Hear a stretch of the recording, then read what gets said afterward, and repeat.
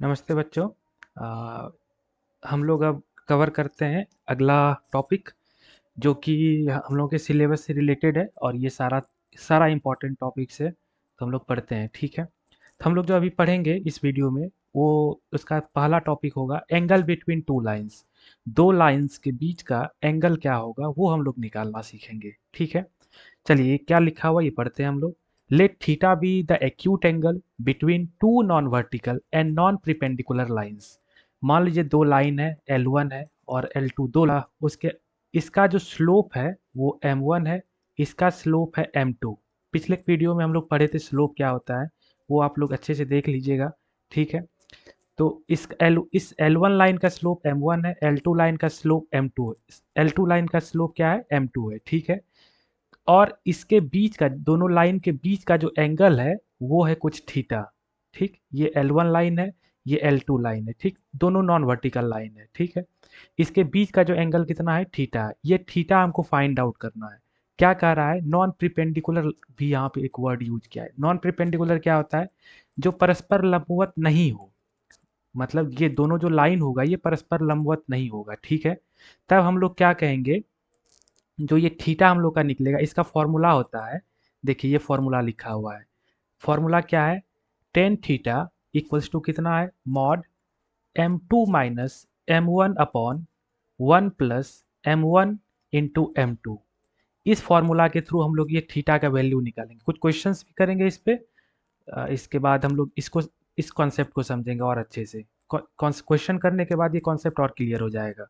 ठीक है, तो कैसे कैसे निकालेंगे हम लोग थीटा, ये एंगल कैसे निकालेंगे ये थीटा, तो ये इस फॉर्मूला का यूज करेंगे। टेन थीटा इक्वल्स टू क्या हो जाएगा, M2 minus M1 upon 1 plus M1 into M2, mod बंद। ठीक है, और इसके बाद हम लोग अब एक क्वेश्चन करते हैं इससे रिलेटेड। इस क्वेश्चन के बाद ये कॉन्सेप्ट क्लियर हो जाना चाहिए। तो ठीक है, क्या है, find the angle between the lines whose slope. ये क्या कह रहा है ये क्वेश्चन, क्वेश्चन कह रहा है कि स्लोप दिया हुआ है हमको, दो लाइंस के बीच जो दो लाइंस है उसका स्लोप, एक लाइन का स्लोप हाफ है, एक लाइन का स्लोप 3 है। मतलब क्या, M1 का वैल्यू हाफ दिया हुआ है और M2 का वैल्यू हमको दिया हुआ है 3। और पूछ रहा है कि एंगल कैसे, एंगल भी बताइए, इस दोनों लाइंस के बीच का एंगल हमको बताइए। तो एंगल के लिए हम लोग अभी फॉर्मूला क्या पढ़े, दो लाइंस के बीच का एंगल क्या होता है, tan. Tan theta equals to क्या हो जाएगा, M2 minus M1 upon 1 plus M2 into M1, या M1 इंटू M2, बात एक ही है। ठीक है, M1 इंटू M2। ठीक, तो टेन थीटा, हमको थीटा का वैल्यू चाहिए, तो टेन थीटा इक्वल्स टू कितना, M2 का वैल्यू यहाँ पे क्या है, M2 का वैल्यू 3 है। 3 minus 1/2 upon 1 plus M2 into M1, मतलब 3 इंटू 1/2। ठीक है, मॉड बंद। दिस दिस इक्वल्स टू, इसका मॉड क्या हो जाएगा, 3, एलसीएम लेंगे 2, एलसीएम हो जाएगा 6 माइनस 1 अपॉन कितना हो जाएगा, 2 प्लस 3 अपॉन 2। ठीक है, ये सिंपल है कैलकुलेशन, बहुत ज़्यादा हार्ड एंड वास्ट नहीं है। तो इसका वैल्यू जो होगा क्या होगा, 6 minus 1 5 upon 2 upon 3 to 5 upon 2, ये कट के कितना हो गया, वैल्यू 1 दिया। This implies tan theta equals to कितना हो गया, टेन थीटा हो गया हमारा 1। अच्छा, टेन थीटा 1 कब होता है, टेन थीटा, 10 कितने डिग्री पे होता है, 10 45 डिग्री पे होता है ये।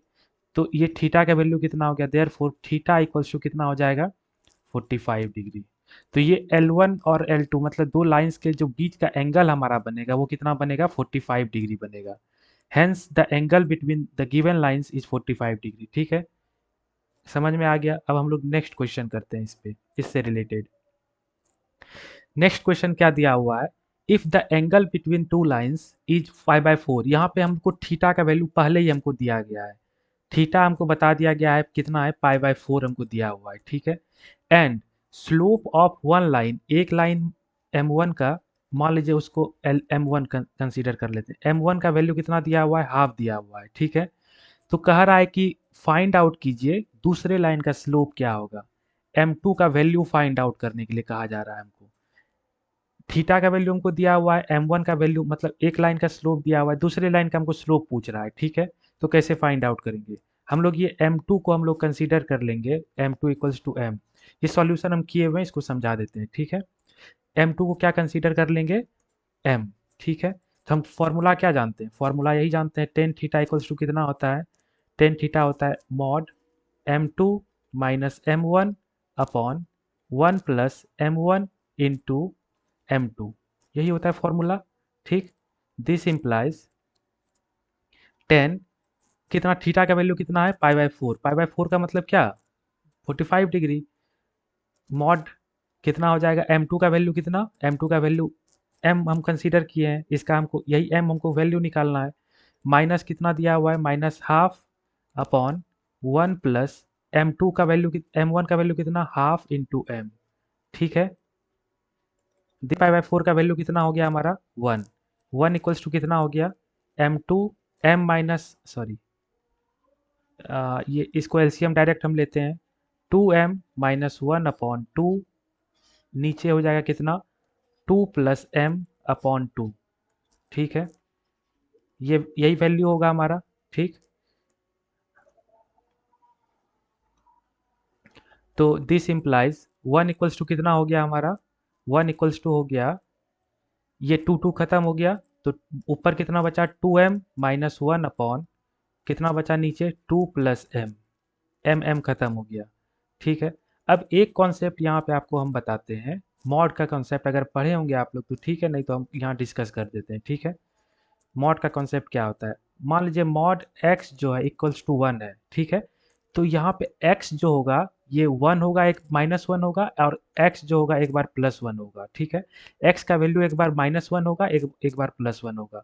तो ये जो है मॉडुलस जो है mod 2m minus 1 upon 2 plus m, तो एक बार इसका वैल्यू कितना हो जाएगा हमारा, 1 इक्वल्स टू कितना हो जाएगा, 2m minus 1 upon 2 plus m, और एक बार इसका वैल्यू हो जाएगा माइनस 1, माइनस 1 इक्वल्स टू कितना हो गया, ये मॉड खत्म जब होता है तो एक बार प्लस 1 होता है, एक बार माइनस 1 होता है, मतलब प्लस माइनस को ये लेता है, कंसीडर करता है, ये फंक्शन में हम लोग पढ़ेंगे।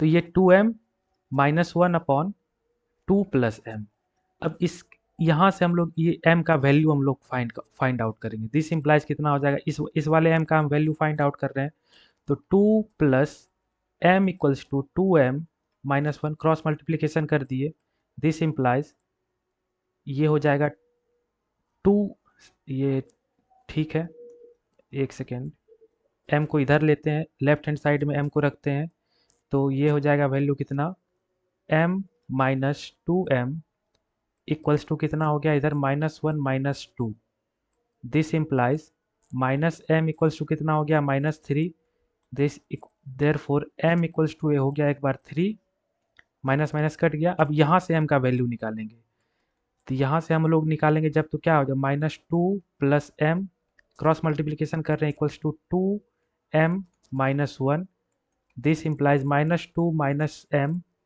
Equals to 2m minus 1, this implies minus m minus 2m equals to हो जाएगा minus 1 plus 2, this implies minus 3m equals to कितना हो जाएगा, यहाँ पे 1 हो जाएगा, माइनस 2 में माइनस 1 में 2 गया तो 1, this implies m equals to कितना हो जाएगा, माइनस 3 को इधर लेके आएंगे तो माइनस 1/3 हो गया। तो एक बार जो एक स्लोप जो होगा, एक स्लोप होगा 3 और दूसरा स्लोप होगा -1/3, इसका मतलब क्या हुआ, जो ये पाई बाय 4 एंगल हमारा बनेगा, ये पाई बाय 4 जो हमको एंगल पूछा जा रहा है, एक बार लाइन का स्लोप अगर हाफ लेते हैं और एक बार लाइन का स्लोप अगर 3 लेते हैं तो तब भी हमको पाई बाय 4 हमको एंगल मिलेगा, और एक बार जब लाइन का स्लोप हाफ लेते हैं और दूसरे बार अगर लाइन का स्लोप -1/3 लेते हैं तब भी जो एंगल हमको मिलेगा वो पाई बाय 4 मिलेगा। ये क्वेश्चन का आंसर हो गया। Hence the slope of the other line is 3 और माइनस, ये या तो 3 हो सकता है या तो -1/3 हो सकता है, ठीक है। तो अगले वीडियो में हम लोग पढ़ेंगे कि कैसे, कौन से अलग अलग फॉर्म का लाइन, स्ट्रेट लाइन का अलग अलग फॉर्म पढ़ेंगे, ठीक है। ये सारे चीज़ को आप लोग लिख लीजिएगा अपने नोट्स में, इसको एक बार डिस्कशन कर देंगे क्या है ये सब ऑब्जेक्टिव के लिए इंपॉर्टेंट है, ये ऑब्जेक्टिव में आ सकता है, ये सब क्वेश्चन डायरेक्ट ऑब्जेक्टिव में आ सकता है, ये सब अच्छे से आप लोग को पढ़ लेना है, ठीक। नेक्स्ट वीडियो में मिलते हैं, तब तक के लिए थैंक यू सो मच। आप लोग नोट्स इसका ज़रूर बना लीजिएगा, नोट्स बनाने के बाद आप लोग नोट्स बनाने के बाद आप लोग को अच्छे से समझ में आएगा। Thank you so much.